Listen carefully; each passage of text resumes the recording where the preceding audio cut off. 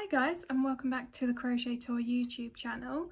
I'm very sorry that I haven't posted in a while, but as you can see I'm in a new location, so I have now moved house, but I'm currently filming downstairs as my kind of craft slash office area upstairs is still a bit messy, so yeah, I thought I'd just film at the dining table today.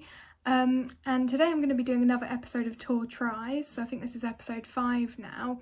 And in this video I'm going to be showing you a couple of Binding of Isaac patterns that I actually tested for a crochet designer who's called Alexa Fedorova, and this is what they look like. So we have Isaac, and then we have Azazel, which I'm sure you probably already know if you play the Binding of Isaac. This is actually one of my favourite games, so when I saw this post pop up to test these patterns I was like, oh yes, I'm interested in this. And as you probably already have seen, I did a pattern for Baby Plum, which is one of the bosses in the newest version of Isaac. So yeah, if you're interested in finding out more about these patterns, then keep watching. So as I was a pattern tester, I obviously got these patterns for free, so I'm just throwing that out there. But usually, so the Isaac pattern is already available and it's $4 on Ravelry. The Azazel pattern is coming very soon and I believe it'll be roughly the same price. So yeah, just letting you know that these are not free patterns, but they are reasonably priced, and that is the sort of standard price that you would be paying for a similar amigurumi pattern. So if you're interested in them, then yeah, you will need to purchase these through Ravelry.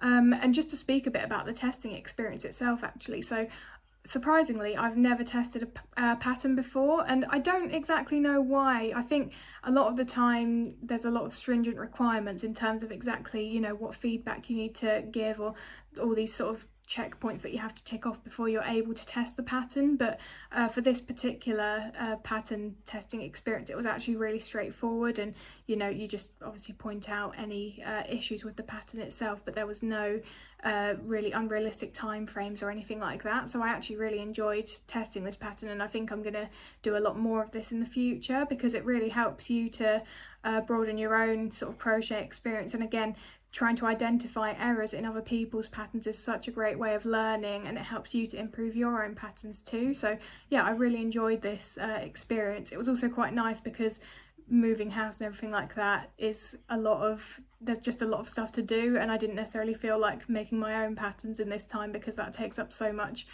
mental capacity. So it was nice to just again follow someone else's pattern and come out with a really nice little product at the end of it.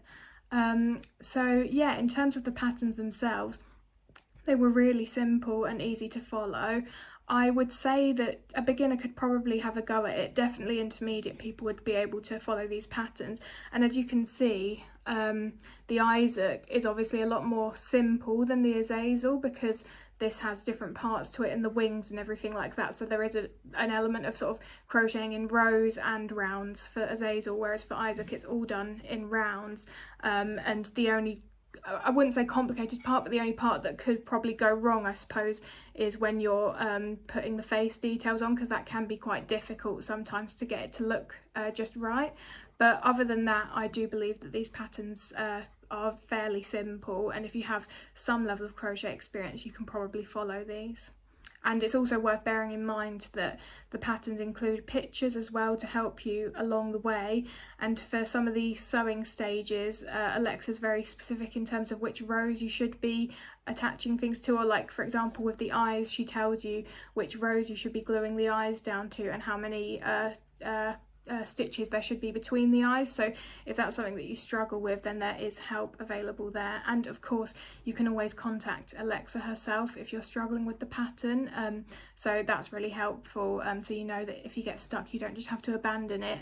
She's around to help you and get you through the rest of the pattern. In terms of what materials you'd need, there's not too much required for this because they're quite small and they're quite simple. So obviously you'd need the felt for the eyes and like a little bit of embroidery thread for the mouth, and then the blue yarn for the eyes on Isaac. And then other than that it's just the simple grey and black yarn for the Azazel and some sort of pink peachy sort of coloured yarn for the Isaac. Now in the pattern I think it does say to use a 1.5mm hook, but I never actually really use hooks as small as that. So if you've seen any of my videos, I tend to love the combination of Aran weight yarn and a 4mm hook, because I like making my things a bit bigger.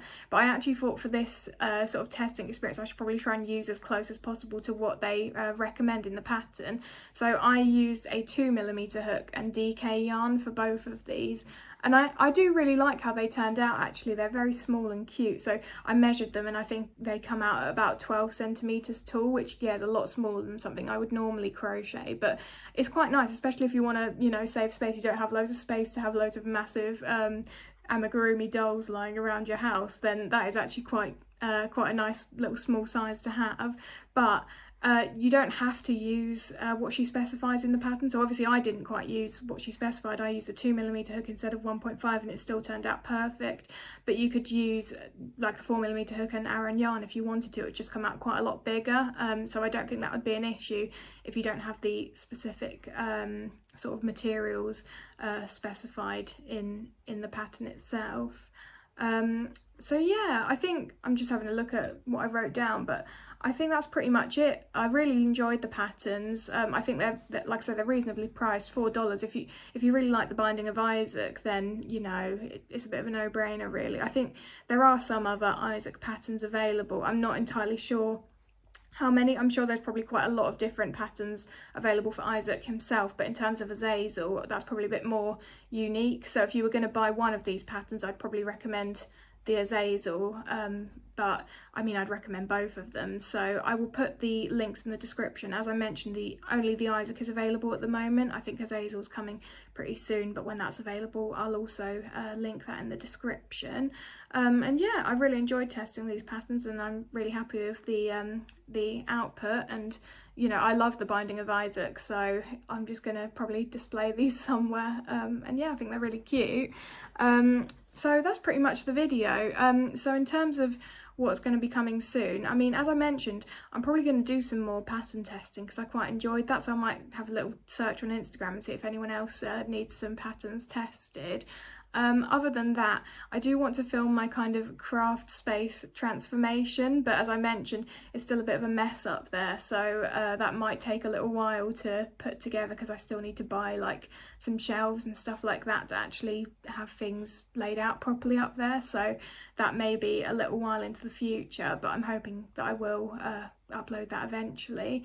Other than that, one thing that I had on my mind was I do still want to make some videos for old patterns that I released, like maybe in 2018 or 2019. So you can see those on my blog at the moment, but they don't have videos accompanying them. It's just, most of them are just actually words. There's not even pictures accompanying the pattern other than the finished product itself. So I would like to film videos for those, and that would be something to do when, I don't want to have to think about creating a new pattern. It'll be quite simple to just go back to my old ones and show you exactly the process of making them, because I know that my videos do help some people to follow the pattern, especially if you're quite new to crochet. It can be difficult to just read and understand exactly what you need to do, so I would like to do that. And then the final thing is I am actually working on a couple of new patterns at the moment. I'm just doing them very slowly, so I haven't got too far into them yet, but yeah, I am working on that and I am taking requests. So